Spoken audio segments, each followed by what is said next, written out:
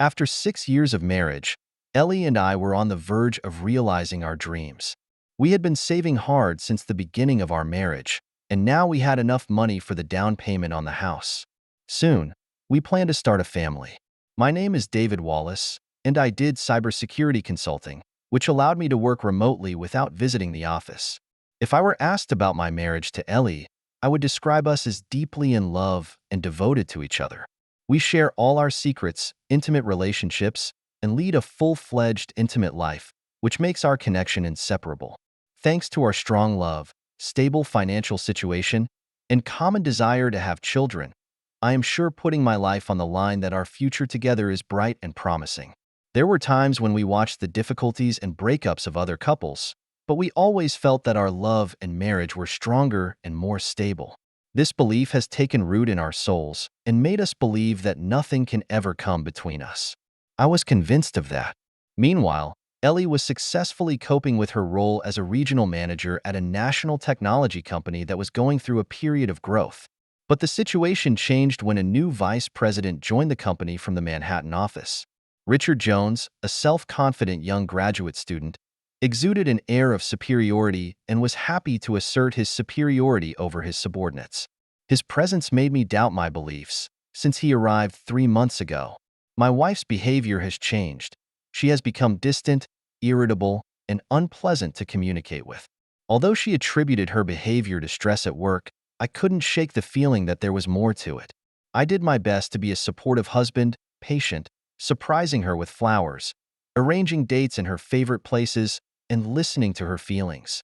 One evening, she told me about her frustrations with her new boss, Richard. She described him as difficult and disturbing to the staff. I suggested she quit, but she explained that she had already applied for a transfer to another department because we needed income for our new home. Now is not the time to quit, she said, and I prefer to wait a little longer. Ellie explained that her transfer was most likely due to her familiarity with the company's software and the positive attitude of the corporate office towards her. Her current position involved visiting other branches 3 times a month, and she felt that several more trips were needed before the transfer was finalized. However, after 6 weeks and 3 trips, the transfer never took place, which led to increased stress at home. As a result, she began to perceive me more as a roommate than as a husband. When I expressed my displeasure, she assured me that everything would be fine, as Richard had become better at treating employees. Her colleagues suggested that perhaps the corporate office noticed a decrease in morale and advised him to change his behavior. She did not lose hope for the possibility of a transfer. Although she tried to be more polite at home, her behavior towards me remained rude. She did not dare to have an intimate relationship more than twice a week. Even when we made love, it was more like a gesture of sympathy than the passionate bond we usually shared. On Friday evening, she returned home and announced that she would go to the corporate office in California for 2 nights with her supervisor, Richard Jones. According to her, she intended to find out about her transfer there, but I didn't know then that her tension was caused by the pressure Richard was putting on her to make love to him.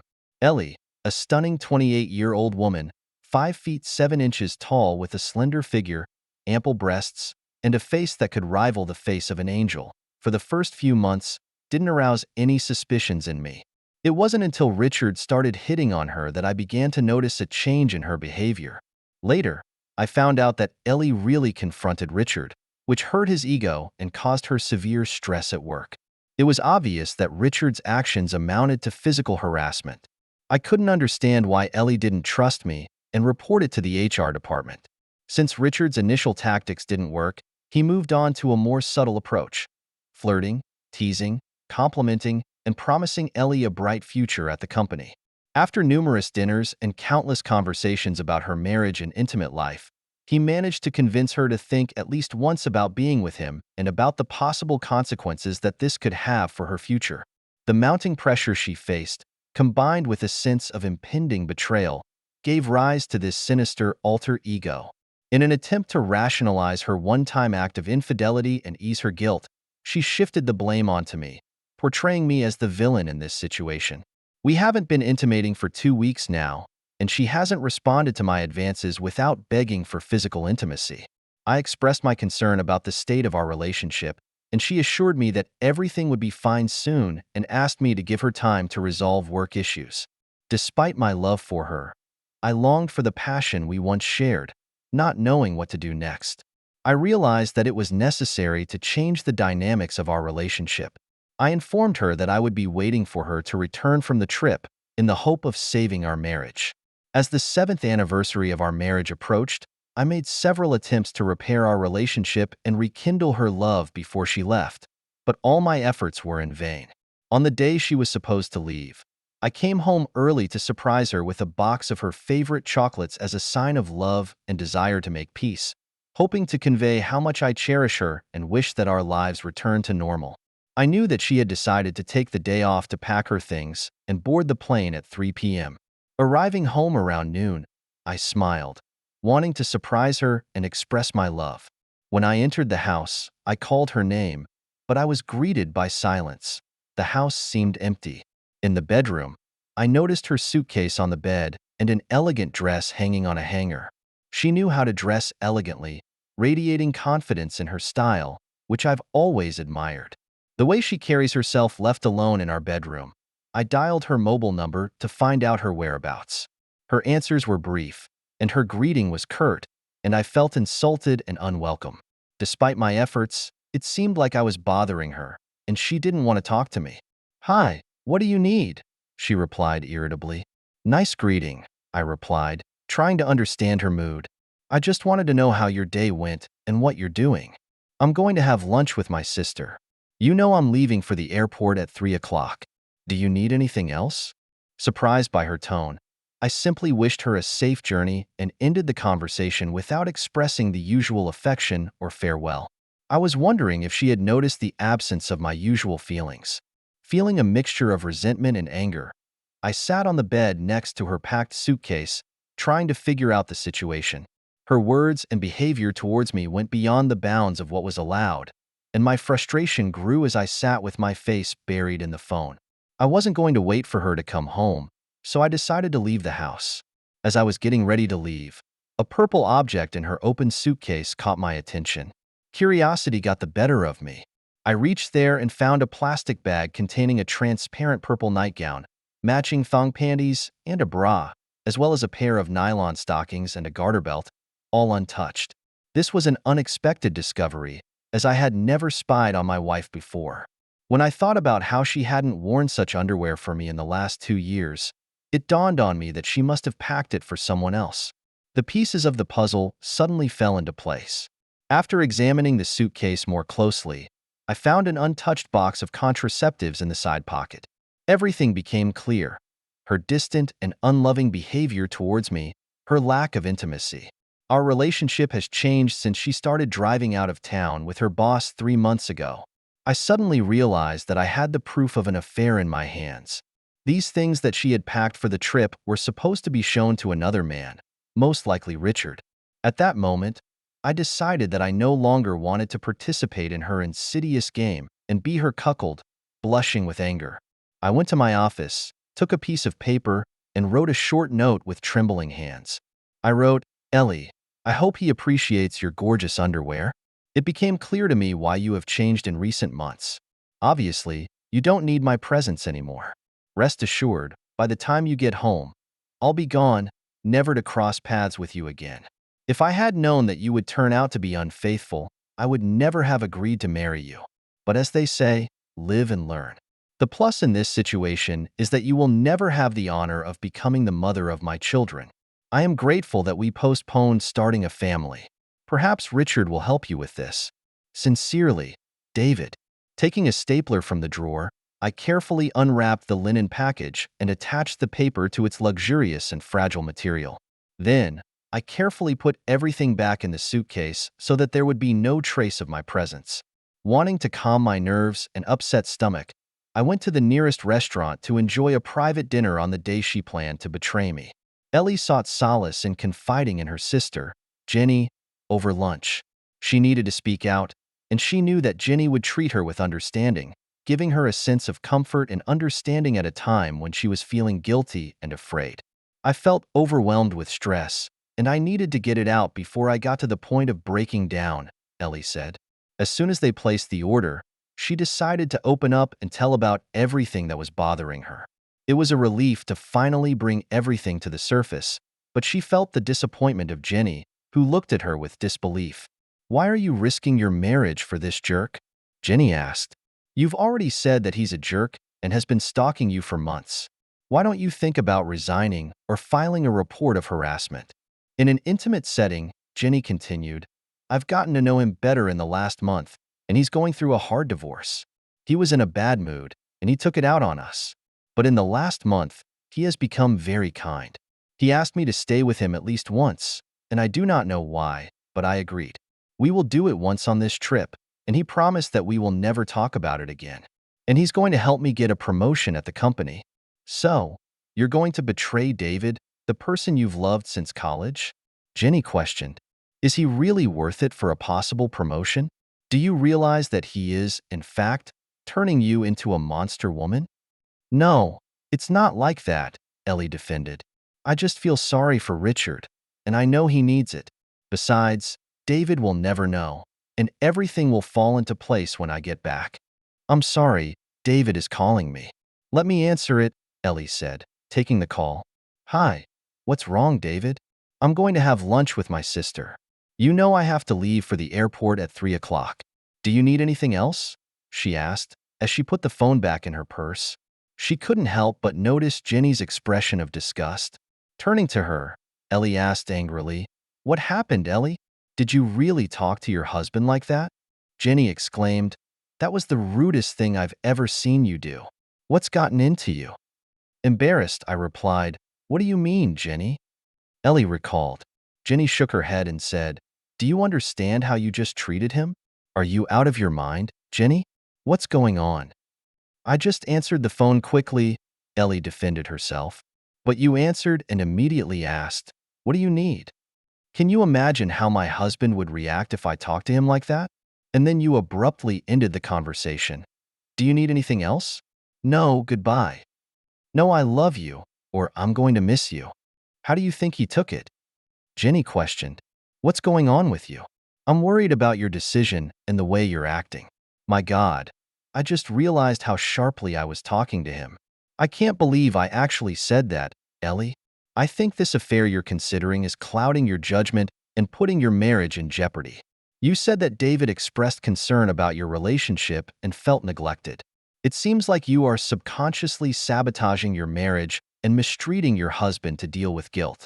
My God, you're absolutely right. I was unfair to poor David by taking out my displeasure on him. I need to fix everything and apologize to him. Do you want me to leave you alone?" "No, please stay. I need to make a phone call." "Oh no, he's not picking up the phone. Maybe he's busy. He usually always answers my calls. I'll try again. I really hope that this time he will answer." Still not responding. "Ellie, can you send him a message from me?" "Oh no, he's upset right now. I can't blame him, and I have to leave in less than 2 hours. You should apologize and pull yourself together. I don't think continuing your plans with Richard is a wise decision, and you should put an end to it before it does any harm. You and David had a good time together, and you plan to start a family. Think about it, Ellie. I understand you, but I'm not sure I can stop it at the moment. It's just one time, and I believe that my family and work life will get better. Richard is going through a difficult divorce and feels very depressed. He promised that it would only happen once and that it would be good for him because I look so much like his wife. You do realize that he's manipulating you, right, Ellie? You can't be that naive. No, you're wrong. In fact, he's a good guy at heart, and his wife is trying to take his children away from him and ruin him with alimony. When he confided in me, I felt his suffering and felt a strong connection between us.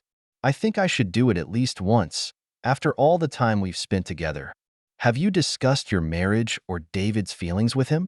Looking at my hands, I hesitated before saying softly, "I may have mentioned David's complaints about the lack of intimacy." "Ellie, you're stupid, and you have to hope that David doesn't find out that you shared the details of your relationship with another man. I'm afraid you've crossed the line, Ellie. If David finds out about this, it will be a disaster for your marriage. Can't you see what kind of chaos you're creating and what you're risking? I understand your point of view and agree with you. Therefore, It will only happen once. Now I realize how badly I treated David. When I return from this trip, I will fix everything with him. He will never know, and it will never happen again. I'm going to bury this secret deep inside of me and never talk about it again. It will be a forgotten memory. Your denial is really disturbing. Are you planning to have an affair with another man, thinking that it won't have any long-term effect on you? I assure you, it will change you and your views on your husband. There will be no positive result from this. Please think again, Jenny. I appreciate your concern, but I'm an adult now, and I can handle this. It's just a physical act and a one-time occurrence. David will never know, and as they say, there is a positive side to this. I hope you understand the seriousness of your actions, but I urge you to think about my words. Making this decision will be a serious mistake that cannot be corrected. Ed, you will forever remain in history as an unfaithful wife, and I hope that you will be able to bear this burden. Rest assured, I will figure out the situation in 2 weeks. You'll see a happy David when we focus on starting a family. I am deeply saddened by this turn of events and do not see anything good in it. As your sister, I ask you to change your mind and cancel the trip, quit your job, and apologize to David for your recent actions. David is also my friend, and if he finds out that I was aware of the situation, he may break off friendly relations with me. Thank you for bringing this to my attention, Jenny. Your concern mean a lot to me. I will carefully study your advice, but I still consider it necessary to make this trip before I leave this afternoon. I will talk to David and express my regret for my behavior. David's emotions during lunch were unusual and disturbing. Sitting at a table in a nearby restaurant, I couldn't help but think about the last few months and how my once happy marriage had collapsed. I had to discreetly wipe away my tears to hide my vulnerability. At first, I was overcome with anger, but soon my emotions turned to sadness and bitterness when I faced the reality of my ruined relationship. The love I once cherished and the life my wife and I had built now seemed like distant echoes of the past. As I reflected on my circumstances, a wave of humiliation and betrayal swept over me, replacing the initial emotions. I couldn't understand how she could betray me and our marriage like that. What did I do to encourage her to cheat? Forgiving her was out of the question. I couldn't imagine being with a woman who wanted another man. My pride just wouldn't let me. I assumed that my friends would urge me to forgive her and move on, but I didn't want to go down that path. My anger flared up against as soon as the phone rang, and Ellie's number appeared on the screen. I decided not to answer her calls anymore. The time for talking has passed. My dear, your kind and loving husband is no more. You've set the beast free. Ellie flew off with Richard, who bought first-class tickets for their cross-country flight, trying to win her over. However, when they were on the plane, Richard noticed how upset Ellie was when she realized that her husband was ignoring her calls and messages. When Richard found out that she had changed her mind about everything that was happening, he quickly took action and returned to the role of an offended husband to get her back on track. He handed her a drink and coaxed her to relax, assuring her that everything would be fine. Ellie, relax. I'm sure there's a reasonable explanation for this. He may be busy at a meeting or unable to speak at the moment. He will definitely call you back. Nothing else happened. Everything is fine. As soon as we return from the meetings, I want you to take a few days off to restore your relationship with your husband.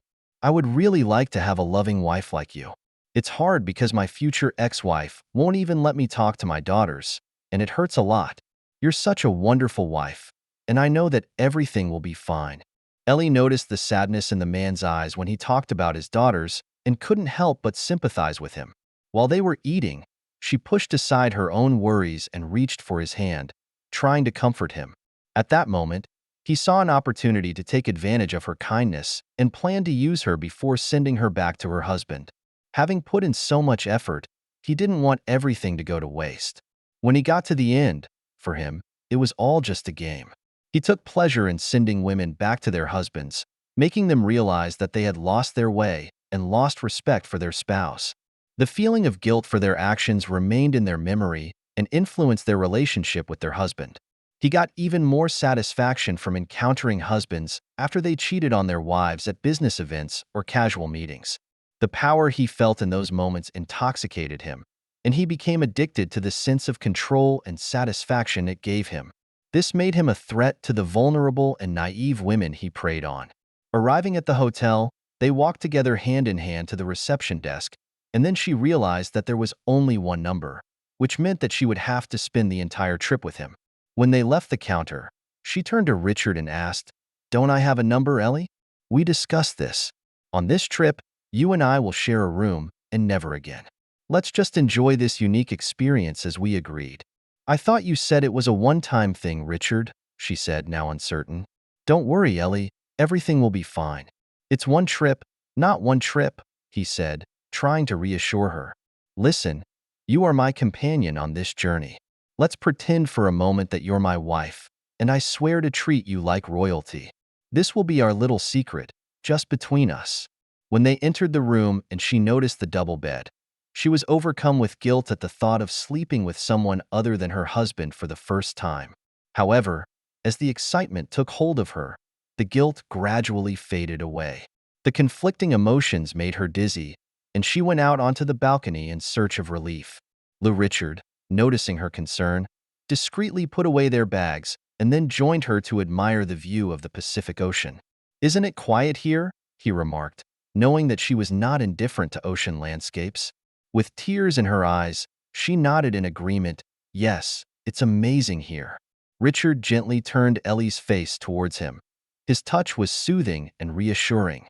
He looked deeply into her eyes and then gently kissed her on the lips. In the end, Ellie replied, which led to a passionate and hot kiss. When she pushed him away with a smile, Richard realized that he was making progress and decided not to rush things. He expected that in a few hours, he would be completely intimate with her and spend the whole night together. He was well aware that he was betraying her trust, knowing that her unsuspecting husband was far away. Despite this, he was overcome with a sense of satisfaction when he returned her smile and met her gaze. "It's one wonderful, Ellie. We have dinner scheduled in a few hours, and I'm sure you want to freshen up. I'm going to the gym for a quick workout, and we'll be back in time to get ready," he informed her. She just nodded in response, silently watching Richard pack up his gym clothes and leave the room. Sitting on the edge of the bed, she felt a strong urge to talk to David to make sure everything was okay. Realizing how badly she had treated him, she wanted to apologize and take care of his well-being. Her love for him was obvious, and she was looking forward to the end of the trip so that they could return to their harmonious lives. With a sinking heart, she dialed his mobile phone number, hoping that he would answer and assure her of his love. But her hopes were not fulfilled. He did not answer the phone. Realizing that he was upset after their previous conversation, she decided to contact him via text message in hopes of resolving the situation. "David, my love, I deeply apologize for my behavior on the phone today. I had a rough morning and, unfortunately, I took it out on you. Please forgive me, and I promise to make amends as soon as I get home. I miss you terribly, and I want you to know that I love you. I'm looking forward to this weekend to start our family. Please call me. I really need to hear your voice." After sending the message, she took a deep breath and stepped under the soothing stream of a hot shower. After getting out of the shower, she anxiously looked at herself in the full-length mirror, anticipating how she would put on the new outfit she had bought. After spending the next half hour carefully applying makeup and styling her hair, she was pleased with the amazing result, especially admiring how beautifully her hair cascaded down her back. Caught up in the moment, she momentarily forgot about the message she had sent to David and concentrated on putting on a new outfit and seeing how attractive she looked. As she admired herself, thoughts of David crept into her head again, and she imagined wearing the same outfit for him later in the evening. While Richard was working out on the simulator, Ellie took a short black cocktail dress out of her bag. The daring outfit was bought especially for their trip and showed off her beautiful breasts, thanks to the plunging neckline. That evening, she decided not to wear a bra, opting for a bold look. The short skirt revealed her long legs, which were accentuated by the new high-heeled shoes bought especially for the occasion. She paused for a few moments to admire the stunning dress, and then reached for the underwear drawer with precision. She chose the underwear she was going to wear for Richard that evening and carefully laid it out on the bed. Delicately, she unbuttoned her fresh black tights and slipped them down her smooth, long legs. Deciding to do without a bra, she got into the dress and secured it in place, and then put on high-heeled shoes without hesitation. She adjusted her dress to make sure that her large and round breasts were covered with taste, and went to the full-length mirror to admire the final version of the outfit. She stared in awe at the stunning woman reflected in the mirror. A smile of satisfaction played on her lips as she admired her own attractiveness and imagined her husband's reaction when he saw her later. Glancing at her watch, she realized that Richard would be back in the room soon and decided to clean up the room. She carefully packed the seductive lingerie she had chosen for the evening so that she could quickly change for their arrival when they returned from dinner. She saw that the Victoria's Secret box was already open and slightly askew. Upon closer inspection, she noticed that a piece of paper was attached to the underwear. This strange phenomenon caused her perplexity and curiosity. Carefully taking out the delicate items, she found a handwritten note attached to expensive underwear. Still confused, she read the note and immediately felt a wave of fear sweep over her, making her freeze in place. Reading the note stopped her heart, and the whole world collapsed in sadness. The seriousness of her action struck her, and she stared at the message, stunned and motionless. Tears streamed down her face, and she fell to her knees, hugging her head in despair. She was lying on the carpet, sobbing uncontrollably, experiencing deep and incomprehensible pain and sadness. In a state of utter panic, she dialed David's number and left a trembling answering machine message. "David, I got your note, but nothing happened. I swear I love you, and it was just a stupid mistake. Please forgive me and call me back. I need to talk to you, baby. Trust me, nothing happened." While she was waiting for his reply, she sent many long text messages, unable to sit still. She began to rock back and forth in the huge armchair next to the bed. When Richard entered the room, he immediately noticed the chaos, like a train wreck, which was about to disrupt his plans. "What's wrong, dear?" Ellie snapped back, rejecting the affectionate treatment. "Don't call me that. I'm not your darling, and because of you, I may have just ruined my marriage with the man I love. You got me into this mess, and now he's dumped me." Ellie's words hit Richard like a brick, but he tried not to show it. "Ellie, calm down. What are you talking about?" Ally pointed to the note on the bed, and when Richard read it, a smile appeared on his face. He felt a surge of satisfaction when he realized that he had once again successfully deceived his husband, ruined his marriage, and forced Ellie to become part of his scheme. It all started in childhood when his father abandoned his mother for another woman. This experience affected him greatly, distorting his consciousness in the most destructive way. It didn't matter to him if he slept with her. He thought he had already got what he wanted, and the fact that he would take her now would only be an added bonus. He would let her cry herself out and then convince her that since her husband suspects her of intimacy with him, then they can bring it to life and have fun. Although he knew it wouldn't be easy, he had a talent for this kind of thing. His previous encounters with unfaithful wives had given him confidence, but Ellie didn't want to play along with him anymore. She defiantly kicked off her heels and took off her dress right in front of Richard, ignoring his presence. He felt that she was going to make her move and get what she wanted. Standing completely naked in front of him, his body tensed in anticipation. When he saw her stunning figure, he got to his feet and quickly took off his trousers, hoping that Ellie would come to him on her own. But instead of obeying, Ellie burst out laughing. "You must be completely crazy if you think I'm ever going to touch you again. I need to go home and fix what you've done," she said. Richard, realizing that he would not be able to get his way, got angry and said in a tone that shocked Ellie, "It's your fault, stupid woman. You agreed to this," he snapped. "You made the decision to leave your husband and enter into a physical relationship with me. I didn't put pressure on you. It was your choice. Your outfit today seems to hint at an invitation to intimacy. If you really loved your husband, you wouldn't agree to spend the weekend with me. How dare you talk to me like that? You're disrespectful, and I don't want anything to do with you. You have harmed my marriage, and I do not know how to reconcile with David and earn his forgiveness. If he had done that, I would have divorced him and turned his life into a nightmare.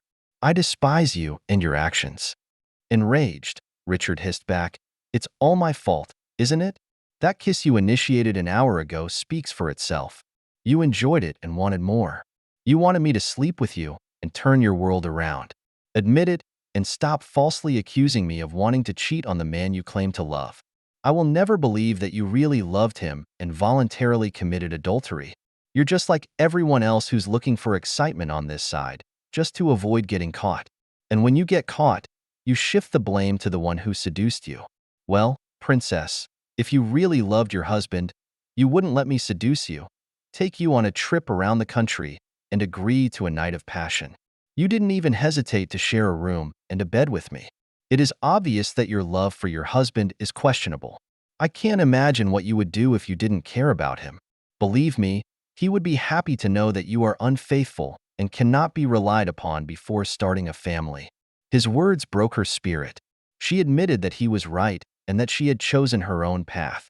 She blamed him for everything, but at the same time, she knew that she could refuse at any moment. Even her sister warned her, but she decided to betray her husband with Richard. At that moment, she didn't know what was causing her more pain.